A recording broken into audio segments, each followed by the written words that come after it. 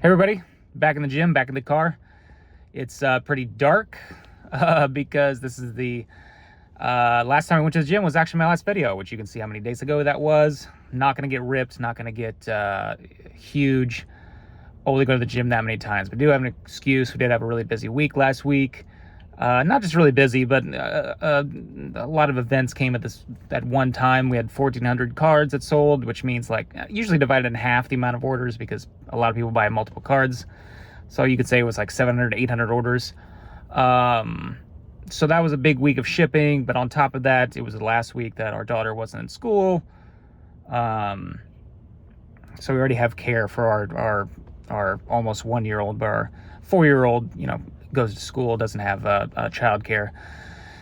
So it was the last week of her, us needing to watch her, which is great to spend time with her. But when you have that many cards to ship on top of the cards to scan for the next week, on top of payouts, on top of everything else, it was a lot. And we do have an employee now, but he also got sick within the first hour of the very first day. So he had to go home. He was very apologetic about it. And it's like, man, that's fine. We got this. We've dealt with much greater deadlines than this, aka graded gym, during the 2020 boom. That was that I will never be busier than that ever again in my life. So yeah, it's like we'll take care of it. He's a great asset to the team.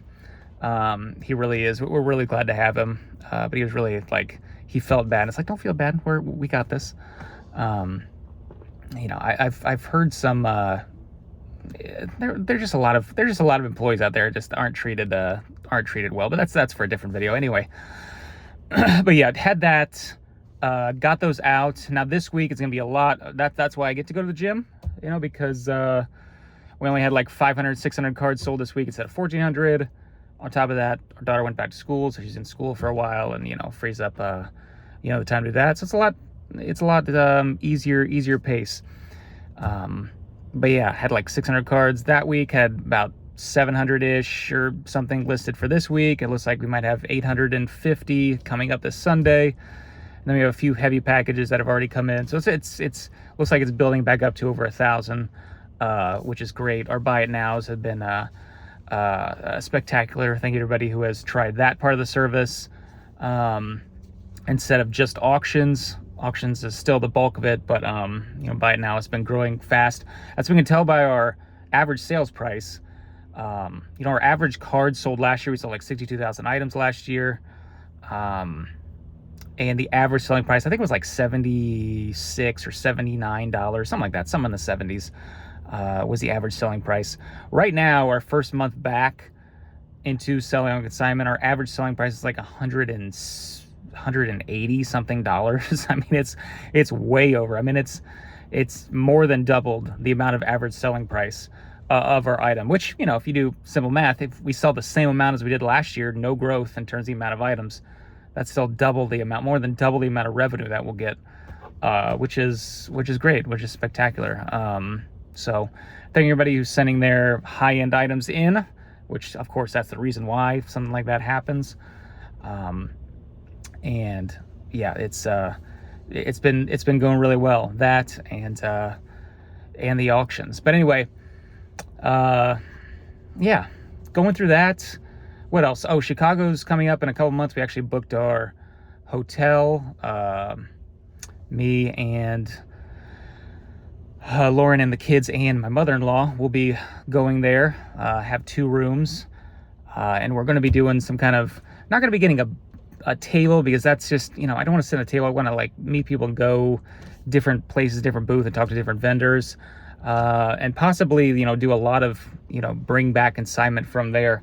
Not sure how it's going to work yet, but not going to like load the stuff in our cars and drive it back. It's going to have kind of a shipping station, put it all in a box, kind of like you ship it to me and then I'd ship it back. It's fully insured already, with our insurance policy they have. And then we'll just kind of, when we go back, it's go to the post office and get it there. But you don't have to like ship it there, and you don't have to worry about, a lot of people worry about high-end items and they don't want to ship it. It's like, well, you just hand it to me and then I'll ship it. I'll deal with that and deal with it being insured through there. So I think it might be a pretty popular thing, because, a lot of these it's like, oh, let me sell to these vendors, let me trade for 70% or 80%. It's like, oh, well, or you can just send it to us and we get 88% or 93 or 95% payout, depending on how high end the thing. So we'll see how that is. Maybe we'll get 0. I don't know. Maybe nobody's interested and they just want cash immediately, and it's 70%. That's all they care about. We'll see what it is.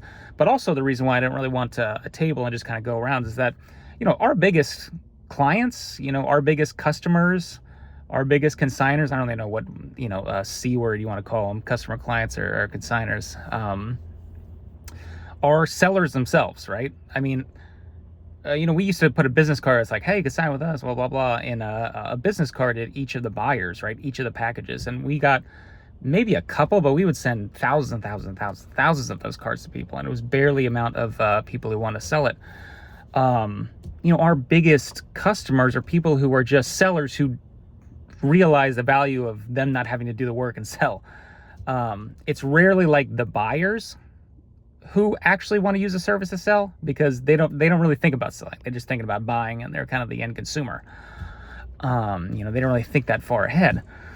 So, if I was sitting at a booth or whatever, it's like these buyers who are going around, it's like they want to buy, they don't want to sell.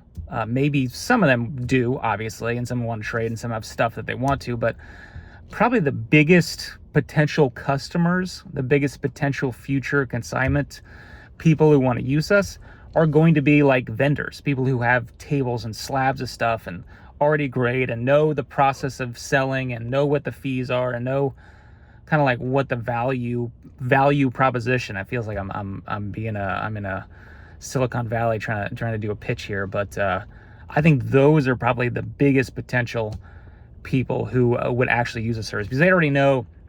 It's hard explaining to like a buyer, people who buy all the time and kind of want to sell. It's like, well, we do this and this, and it's like, well, yeah, but I could just do myself. It's tough to explain. It's like, yeah, well, it is, whatever, 13% selling fee if you do it yourself, but it's also, 40 cents per order, order fee that's added on top of it on every single order. And it's also a 15-cent listing fee. It's also 1.65% international, selling fee. And it's also a 13 whatever percent final value fee on the sales tax, which you don't see any of. It's just additional charge. So that's an extra, probably on average, like 1% to that final value fee.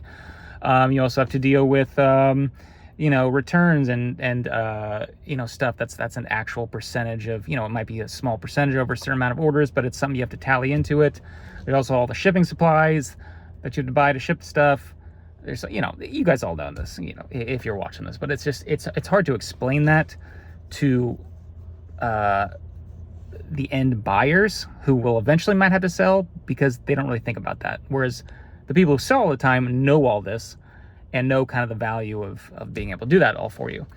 So that'll be something that we're going to be looking at. And of course, meeting anybody who's there who, watches the YouTube, just, say, hey, watching, here's my name, or here's my, avatar username. I don't know.